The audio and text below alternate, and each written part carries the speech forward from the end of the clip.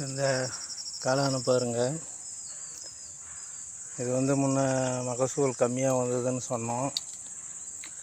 இப்போ இதில் இது ஒரு வேறு மெத்தேடில் போட்டிருக்குது. இதில் காளான் கொஞ்சம் அதிகமாக வந்திருக்குது. இது என்னங்கிறத அடுத்த வீடியோவில் சொல்கிறேன். இப்போ பாருங்கள், இதில் அதிகமான ஃபஸ்ட்டு டைமில் 250-300 கிராம் வரும். இது நாளைக்கு பார்த்தா தான் தெரியும் எந்த அளவுக்கு பெருசாகுதுன்னு. அதை பொறுத்து தான் எடை நமக்கு வரும். அந்த எடையை வச்சு தான் நம்ம புதுசாக போட்ட மெத்தேடில் அதிகமாக காளான் வருதா என்னங்கிறத பார்க்க முடியும். நாளைக்கு காளான் எடுத்துட்டு அந்த வீடியோவில் போடுறேன், என்ன புதிய மெத்தேடுன்னு பாருங்கள்.